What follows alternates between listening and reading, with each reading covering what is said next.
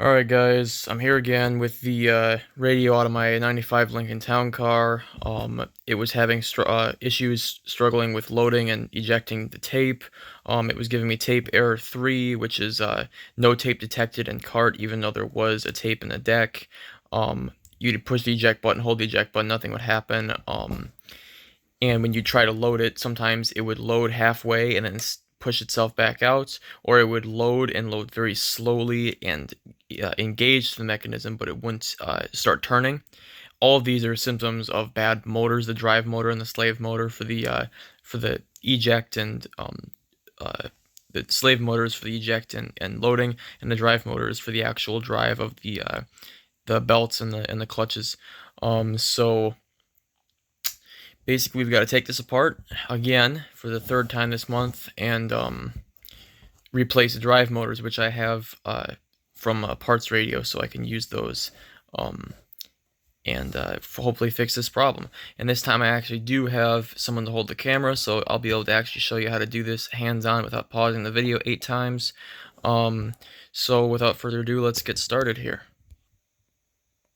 Okay, so as per usual, to take this top cover off, you've got these two screws here. It's a T9 Torx bit. You just unscrew these here. Make sure you don't lose them. They're pretty small, easy to lose. And then you pry this up like that. The whole thing comes off just like that. And you have your main board. There's your tape deck mechanism. These are the motors here we're replacing. You have to get this whole tape deck up and out of here in order to get to these motors, because the screws are on the bottom under the inspection plate. So in order to do that, you've got more T9 screws, one here, one here, one here, and one behind that. So it's really helpful to have a kit here that has a number of extensions and such that you can use to get down into here easily without having to take things out, because otherwise you have to take out both of these ribbon cables and sometimes disconnect the volume knob here, which can be a bit of a pain and a bit nerve-wracking if your machine is more brittle than this one. This one's in pretty good shape, so it's not that big of a deal, but you just go down in here, take out these screws,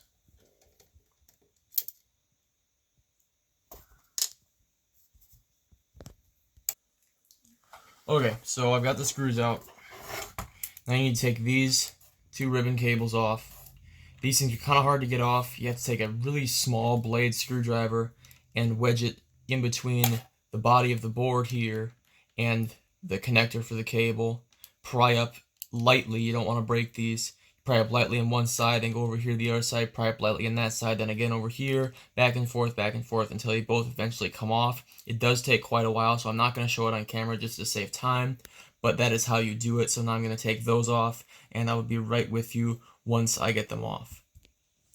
Okay, so I've gotten these off. I use this little flat blade screwdriver here and a little pocket knife to dig up behind them, pull them off, and now the only thing that you've got really stopping it is these here cables. You can take them out if you want, but you don't have to. I figured out the last time I took this apart, you can actually grab a hold of this here and lift directly up on it. You'll feel it disengage, tilt it upwards, pull it back, and it comes out just like that. So now you have your tape deck mechanism right there, and a shell of your radio where your board is, and all your little cables for volume controls and treble and bass and all that stuff. So that can go off to the side. This here is what we're focusing on. Here's your main board for your tape deck, wire cables for your head and your all that stuff. Upside down, you flip it. This is the inspection cover where you can get to your belts. It's held on by 4 Phillips head screws, there, and there. Take those off, and you can get to what we need to get to here. Let me find my correct size screwdriver.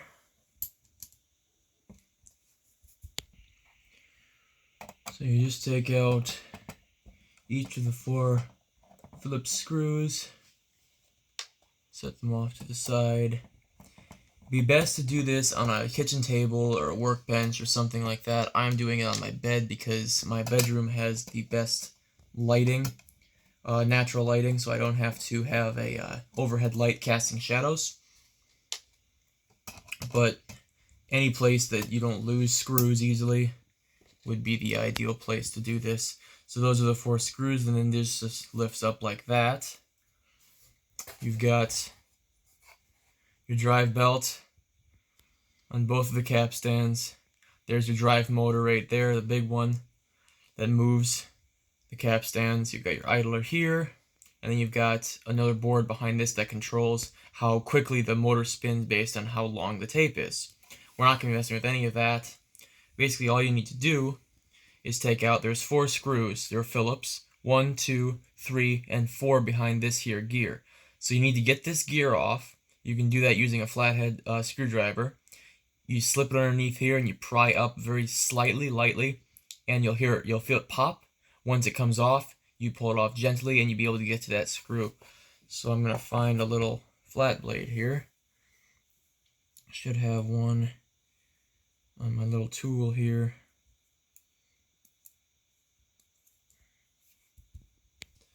So this here, slip underneath like that, pry side to side.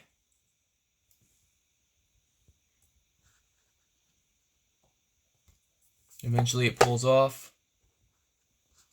There it is, looks just like that. There's your 3rd or your 4th screw.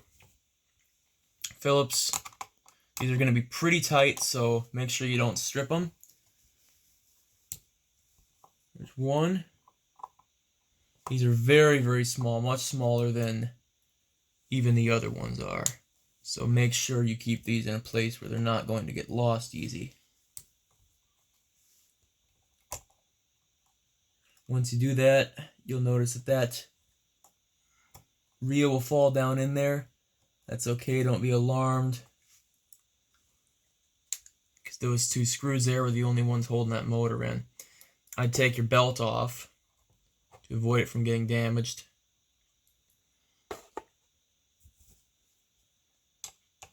You take your other screws out.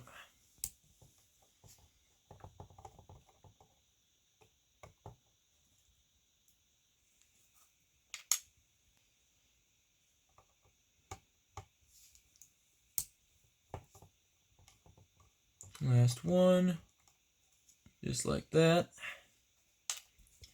Once you're done with that, take your belt out the rest of the way, set that off to the side, flip it upside down here,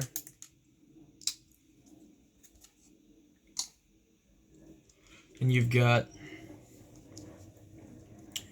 2 zip ties here and here holding this on. You need to cut these zip ties, and then there's a little connector here on the back of this. You take a flathead screwdriver, push up on the back of that just like you did with these ones, and that'll come right off. Go. Okay, so I've got our zip ties out. This one is actually a fastener down here. You pull up on it with a flat blade screwdriver like that, and it comes out. The other is a zip tie you can cut off. You don't need to put a new one on when you replace this, but you do have to take it off. Got the ribbon cable, or the little connector out. And your 2 motors come up just like that. This motor was fine. This is the bad one on this particular tape deck. So I'm going to replace these now. I've got a couple of new ones I'll put in, and we'll put this thing back together. Alright, so here's my new motors.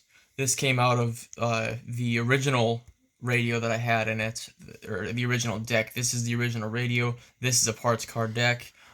Those motors came on this deck, so I figured I'd use them, but obviously that was a bad choice. So these are the motors from the original radio, which worked just fine. I didn't have any problems with loading or unloading. Put them in just as they came out, like that.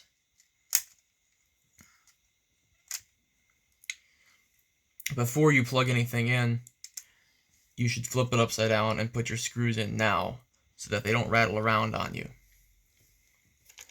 You need to get your real small screws,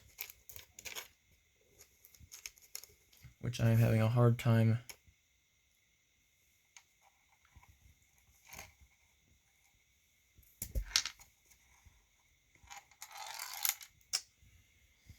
I'm going to have to do this off camera too, because this is going to be a long process, so I'll be right with you here.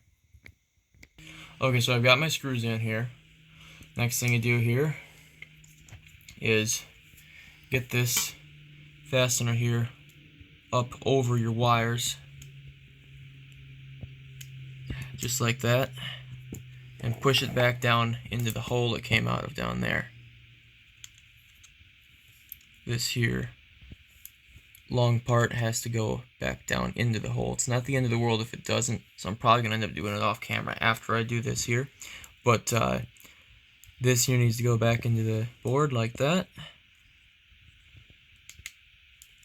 Make sure it fully seats, but don't push too hard on the wires. Might need some help from a little screwdriver to get it all the way back in there.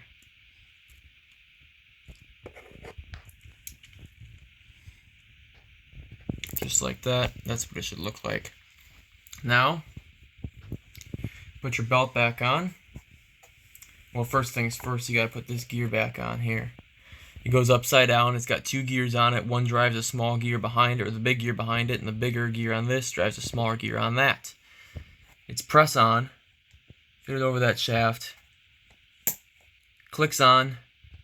Gears are in there. Now you put your belt back on. The belt goes just like this, around that.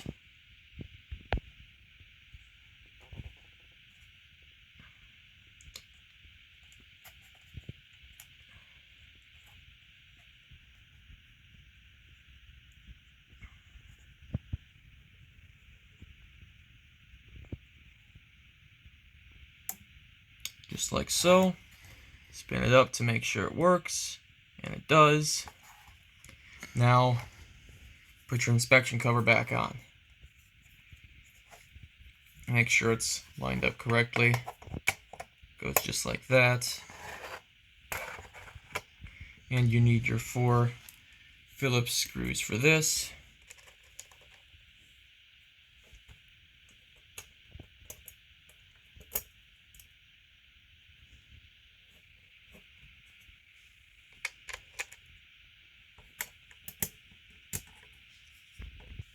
Okay, so now I've got the inspection cover back on, the belt is back on. I did not push that wire loom connector back in just because I can't get it to go, and it's not really, doesn't serve a whole lot of a point.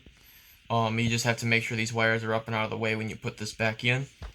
But now when you put it back in, it's the same thing as when you took it out. You have to sort of wiggle it in here. But there's 2 tabs you'll notice on the back, on the front of this here. Those tabs slide into these slots here.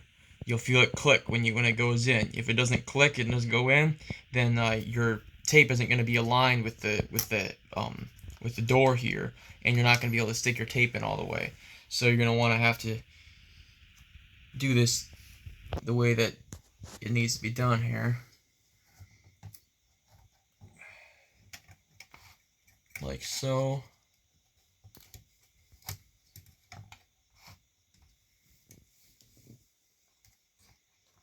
Make sure lines up. There we go, it clicked in. Clip your connectors back on, just like that.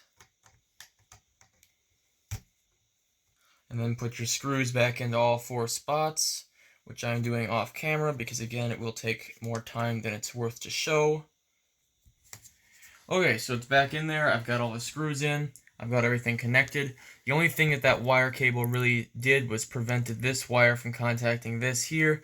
It's not really going to hurt anything because there's insulation on and everything. In theory, if one of them were to break, it might arc across and cause something to blow, like a circuit board or a fuse, but I'm not too worried about it because it would have touched it sort of already, so I'm not going to be too concerned about it. Before I put this top cover back on, I want to address something that I'm sure you saw. This little half gear did fall out when I tipped the deck upside down.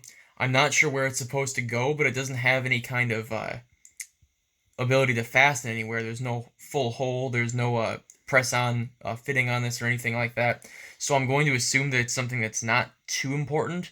It was probably already broken from the get-go. This is actually what broke my other one too, was this gear. It got jammed up somewhere and prevented it from switching sides properly, and ended up stripping a lot of teeth on some gears and causing a lot of issues. So I'm going to leave it out. If it does end up causing a problem, I'll put it in the description of this video that it did cause this problem, and you should figure out where it goes. But as of right now, I'm just going to leave it out and assume that it wasn't a big deal. So, to get the top cover on, these two tabs here go up behind these two tabs here, just like that. Push it down, and make sure that it's all lined up. Slams down, and put your two screws back in the back, and there you have it. That is how you replace the drive motors on a mid to late 90s Ford full-size sedan cassette player. This one's out of a Lincoln Town Car, but it's the same out of Mercury Grand Marquis and Ford Crown Victoria, and some of the cars like the Mustang LX and a couple other, probably Thunderbird and Cougar and that kind of thing. Any upper end car would have had one of these. So that is how you do it. I will put it back in the car now, and I will release another video of it working so you can see if it worked. Thanks for watching, and I hope I helped some people.